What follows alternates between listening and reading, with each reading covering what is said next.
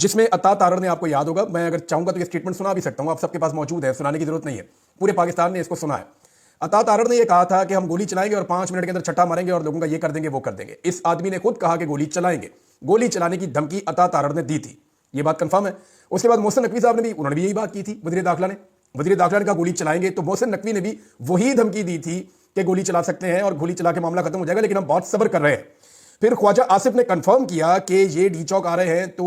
ہماری limit cross ہو رہی ہے، اگر یہ نہیں رکیں گے تو ہمارے پاس طاقت کا استعمال کرنے کے علاوہ اور کوئی رستہ نہیں ہے۔ تو وہ وزیر دفاع ہے جو اس وقت آرم فورسز کے پاکستان کی سربراہ ہیں، ان کے وہ انڈر میں کام کرتی ہیں آرم فورسز۔ تو مطیع اللہ جان صاحب نے واپس آنے کے بعد تفصیلات بتائی ہیں۔ انہوں نے کہا جی بہت بڑی تعداد میں حکومت نے بندے گرفتار اس لیے کیے ہیں، یا گرفتاریاں ظاہر کر کے حکومت یہ تاثر دینا چاہتی ہے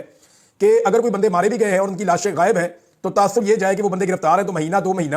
ان کے گھر والے ڈھونڈ کے جب تھک جائیں تو تب تک یہ معاملہ دب جائے گا۔ تو جتنا میں عمران خان کو جانتا ہوں اور پاکستان تحریک انصاف کو جانتا ہوں، معاملہ تو وہ دبنے نہیں دیں گے، یعنی انہوں نے ابھی تک کوئی معاملہ دبنے نہیں دیا۔ السلام علیکم ناظرین، عمران ریاض خان کی بات سنیں گے، اس کے بعد بات کرتے ہیں۔ ڈیٹا جاری کروایا جائے گا پاکستان تحریک انصاف سے، اور اس جعلی ڈیٹا کو بنیاد بنا کر بعد میں کوئی 2-4 بندے سامنے لے آئیں گے، جناب یہ تو بندے زندہ ہیں، لہذا پاکستان تحریک انصاف کا بندے شہید ہونے والا سارا نیریٹو ہی اڑ جائے گا۔ فرض کریں پاکستان تحریک انصاف جو کلیم کرتی ہے، فرض کریں ان کے 20 کے قریب لوگ جو ہے وہ شہید ہو گئے، اللہ نہ کرے اتنے ہو، لیکن ان کے تو ابھی تک 12 انہوں نے کنفرم کیے ہیں، میڈیا کے لوگ 17 تک پہنچے ہیں جو لوگ وہاں پہ تحقیقات کر رہے ہیں، لیکن ابھی تک کوئی چیزیں شور نہیں ہوئی، ان کے پاس ثبوت نہیں پہنچے، لاشیں نہیں پہنچی، تو تحریک انصاف اس کے اوپر بھی انویسٹیگیشن کر رہی ہے ان کے کون کون سے بندے کہاں پہ غائب ہیں۔ تو میں نے یہ بتایا تھا کہ پاکستان تحریک انصاف کو جعلی ڈیٹا دیا جائے گا اپنے بندوں کے ذریعے سے، اس ڈیٹا کو بنیاد بنا کے بعد میں انہوں نے کچھ بندے لا کے سامنے پیش کر دیں گے، جناب یہ تو بندے زندہ ہیں، تو یہ تو پی ٹی آئی والے جھوٹ بولتے ہیں۔ تو پی ٹی آئی نے اس کے اوپر محتاط رویہ اپنایا اور انہوں نے کوئی ایسا جعلی ڈیٹا شائع نہیں کیا۔ انہوں نے ابھی آفیشلی صرف اور صرف اپنے 12 شہداء کے بارے میں بتایا کہ 12 شہادتیں ہماری کنفرم ہے، باقی ابھی ہم تحقیقات کر رہے ہیں، ہمارے جو بندے لاپتہ ہیں وہ کہاں ہیں، کیا وہ لاشوں کی صورت میں غائب کر دیے گئے ہیں یا وہ بندے گرفتار کر دیے گئے ہیں۔ اب ذرا عطا تارڑ کو حوالہ کریں نا محمد بھٹا کانسٹیبل کے، یہ عطا تارڑ کو میرا چیلنج ہے، محمد بھٹا نامی کانسٹیبل کے حوالے کریں عطا تارڑ کو اور اس کو دے دیں فری ہینڈ، تو یہ عطا تارڑ پتہ کیا کہے گا اس کے بعد، میں عربوں کا بچہ ہوں، میری ٹریننگ افغانستان میں ہوئی ہے، 9/11 میں نے کیا تھا، یہ نہ کہے تو آپ میرا نام بدل دیجیے۔ وہ بھائی گرفتاری کے اندر مجھے اچھی طرح یاد ہے، میں نے ایک دن انٹرویو کیا تھا کیمپ جیل کے، گلزار بٹ صاحب تھے شاید اس وقت وہاں پہ سپرنٹینڈنٹ، انہوں نے کہا جی آپ نام لیں میری جیل میں قید کسی بھی قیدی کا اور مجھے اسٹیٹمنٹ بتائیں اس سے لینا کیا ہے، میں آپ کو اس سے اسٹیٹمنٹ لے کے دکھا دوں گا 2 دن کے اندر اندر،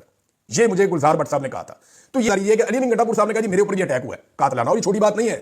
علی امین گنڈا پور عام آدمی نہیں ہے، وہ ایک صوبے کے وزیر اعلیٰ ہیں، اگر ان کے اوپر قاتلانہ حملہ ہوا ہے تو یہ چھوٹی بات نہیں ہے، اس بات کو اٹھایا جانا چاہیے، اس کے اوپر مقدمہ درج ہونا چاہیے، اس کے اوپر قانونی کارروائی کا آغاز ہونا چاہیے۔ علی امین گنڈا پور صاحب کو اپنی گاڑیاں اپنے سارے شواہد لے جا کر اسلام آباد کے اندر باقاعدہ قانونی کارروائی کا آغاز کروانا چاہیے اور انہیں قانونی رستہ اپنانا چاہیے، جبکہ پاکستان تحریک انصاف کو ابھی تک یہ بہت سستی سے کام لے رہے ہیں، ان کو انگریزی میں پریس کانفرنس کرنی چاہیے، انٹرنیشنل میڈیا کو بلا کر انگریزی کے اندر ایک بھرپور پریس کانفرنس کرنی چاہیے، سارے فیکٹس دنیا کے سامنے رکھنے چاہیے، پوری دنیا کو لیٹر لکھنے چاہیے، اس کے علاوہ پاکستان کے چیف جسٹس کو لیٹر لکھنا چاہیے، پاکستان کے تمام عدالتوں سے رجوع کرنا چاہیے، وکلا کی ٹیمیں بنا کے اس کیس کو لڑنا چاہیے، اس کے اوپر جوڈیشل انکوائری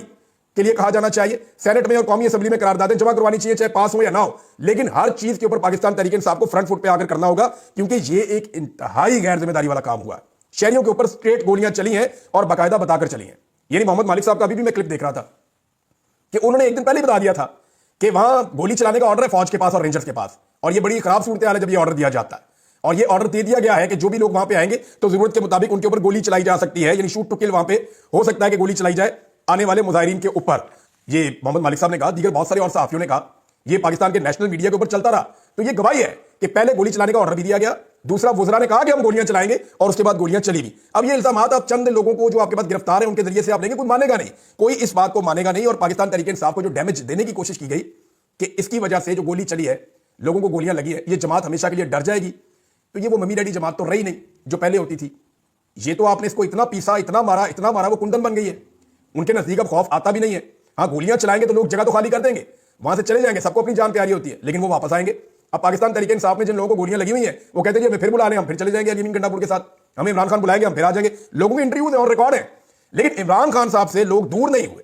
یعنی کوشش یہ تھی کہ اس واقعے کے بعد عمران خان صاحب سے لوگوں کا ربط، ان کا رابطہ، ان کا تعلق ٹوٹ جائے، ہوا یہ ہے کہ وہ تعلق مزید گہرا ہو گیا، لوگ اور زیادہ عمران خان کے ساتھ جڑ گئے ہیں۔ اب آہستہ آہستہ علماء اکرام نے بھی اس ظلم کے خلاف آواز اٹھانا شروع کر دی ہے، حالانکہ پاکستان کے جو بڑے علماء اکرام ہیں، اسلامی نظریاتی کونسل ہوگی، طاہر اشرفی صاحب نے نہیں بتایا ابھی تک کہ نماز پڑھنے والے آدمی کو کنٹینر سے نیچے پھینکنے کا یہ شریعت اجازت دیتی ہے یا نہیں دیتی، انہوں نے نہیں بتایا۔ اور بہت سارے علماء ہیں جو بہت ساری چیزوں پہ بولتے ہیں، وہ بات ہی نہیں کر رہے اس کے اوپر، اسلامی نظریاتی کونسل بھی اس پہ بات نہیں کر رہی۔ مفتی تقی عثمانی صاحب کے بارے میں لوگ پوچھ رہے ہیں کہ جناب آپ کو نظر آ گئے وہاں پہ جو گورنر سندھ ہے کہ वो रातों को हजरत उमर फारूक रज़ी अल्लाह तआला अन्हु की सुन्नत अदा कर रहे हैं, उनको फॉलो कर रहे हैं। तो ये आपको नजर नहीं आया जो दिन दहाड़े यहाँ पे कत्लेआम हुआ, इसके ऊपर तो आपने बिल्कुल नहीं बोला, बात ही नहीं की। तो जो जुल्म के खिलाफ ना बोले वो आलम दिन अपना एहतसाब खुद करे। बहरहाल कुछ उलमा इकराम ने अब जोरदार तरीके से आवाज़ उठाना शुरू की है। अल्लामा जवाहर बहादुर साहब ने आवाज़ उठाई है, अल्लामा ज़ुबैर अहमद ज़हीर साहब ने आवाज़ उठाई है, और दीगर कुछ उलमा आहिस्ता आहिस्ता इस मामले पे बोल रहे हैं और इस जुल्म के खिलाफ आवाज़ उठा रहे हैं। क्योंकि देखिए वो मसाजिद के अंदर लोग जाते हैं, लोगों का इस पर रिएक्शन भी है, और लोग जो है वो इस रिएक्शन के अंदर मुख्तलिफ चीज़ें कर रहे हैं। यानी एक बाइकआउट मुहिम भी चल रही है कि फलां फलां फलां फलां प्रोडक्ट का पाकिस्तान में बाइकआउट कर दिया जाए, पाकिस्तानी इन प्रोडक्ट्स को ना खरीदें क्योंकि ये प्रोडक्ट जो है वो एस्टेब्लिशमेंट के इदारे चलाते हैं। बहरहाल ये इस किस्म की चीजें भी चल रही हैं। अब पाकिस्तान में सबसे बड़ा मैंने आपको बताया कि जो प्रॉब्लम है वो ओवरसीज पाकिस्तानी और सोशल मीडिया होता है। लिहाजा बीबीसी की खबर भी आई हुई है हर तरफ के पाकिस्तान में, दोबारा से हम खुद अपलोडिंग करने की कोशिश करते हैं तो चीजें कितने कितने घंटे अपलोड ही नहीं होती। मेरा अपना जो यूट्यूब चैनल है जहां पे ये वीडियो चल रही है, वो बाद वक्त ऐसा होता है कि वो बहुत सारे लोग शिकायत करते हैं कि वो देख ही नहीं पाते, वो कहते हैं हम VPN लगाते हैं फिर जाके हमें दिखाई देता है, और अब VPN के ऊपर भी बहुत सारी चीजें काम नहीं कर रही। तो पाकिस्तान में एक सेंसर लगा हुआ है, पाकिस्तान में एक आजादी इजहार राय के ऊपर पूरी पाबंदी लगी हुई है। अब इसमें जो है वो अभी खबर है कि पाकिस्तान में टिकटॉक, इंस्टाग्राम और व्हाट्सएप तक रसाई मुतासर होगी। अब तो VPN तब्दील करके भी कुछ नहीं हो पा रहा है, कभी इंटरनेट स्लो कर देते हैं, कभी चीजें बंद कर देते हैं। अब ये सुनने में आ रहा है कि हुकूमत टिकटॉक की दुश्मन हो गई है, क्योंकि टिकटॉक का कोई हल है नहीं, उसको भी बंद करना चाहते हैं। लेकिन इस वक्त जो ट्विटर है या जिसको आप एक्स कहते हैं, ये अमेरिका की हुकूमत में है। अभी 1-1.5 महीने के बाद ये अमेरिका की हुकूमत में आ जाएगा, तो ये कभी भी ट्विटर को बंद नहीं रख सकेंगे, क्योंकि ये गुलाम लोग हैं, गुलाम ज़हनियत है इनकी। ये अपने मुंह से कहते हैं कि हम फकीर हैं, अपने मुंह से कहते हैं कि बेगर्स आर नॉट चूजर्स, तो ये चूज नहीं कर सकेंगे। अभी उनकी 50 दिन के बाद हुकूमत आ जाएगी, इनको ट्विटर पाकिस्तान में खोलना पड़ेगा। ये खोलेंगे ट्विटर, ये खुद खोलेंगे, और ये कहेंगे हमने तो बंद नहीं किया था, वो तो टेक्निकल रीजन से ऐसी बातें करेंगे कल को। और ये जो बंद करने जा रहे हैं टिकटॉक, ये चाइना का है, और चाइना के आपने पैसे देने हैं। अगर उन्होंने एक दफा कह दिया ना हल्की सी जुबान से भी कि जनाब आप टिकटॉक नहीं बंद करेंगे, तो इनको टिकटॉक भी खोलना पड़ जाएगा। गो कि उनके साथ ये बात कर सकते हैं कि कुछ चीजें जो हैं वो ऐसी हो रही हैं जो नहीं होनी चाहिए टिकटॉक के ऊपर, तो हमारे साथ एक वर्किंग रिलेशन बना लें कि हम जहां पे मना करें किसी अकाउंट को, तो उस अकाउंट को आप बैन कर दें या उस अकाउंट को आप बंद कर दें।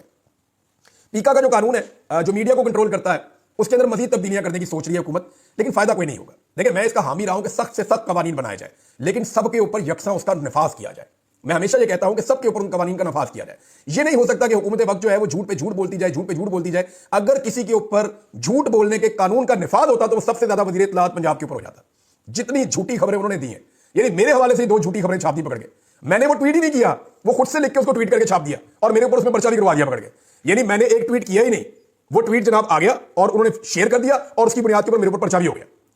यानी वो ट्वीट के अंदर तरमीम कर दी इन्होंने। अजीबोगरीब किस्म के लोग हैं। अगर झूठ के ऊपर किसी के ऊपर मुकदमा होता तो पीका ऑर्डिनेंस के तहत सबसे ज्यादा मुकदमात मौजूदा हुकूमत के ऊपर खुद होते, लेकिन ये करते इसको पिक एंड चूज। ये सख्त कवानीन बनाते हैं और फिर देखते हैं कि उनको लागू किसके ऊपर करना। जो लोग इनके पसंदीदा या फेवरेट है उनके ऊपर उसको लागू नहीं करते, और जो लोग पसंदीदा नहीं है, यानी मिसाल के तौर पर फलक जावेद खान,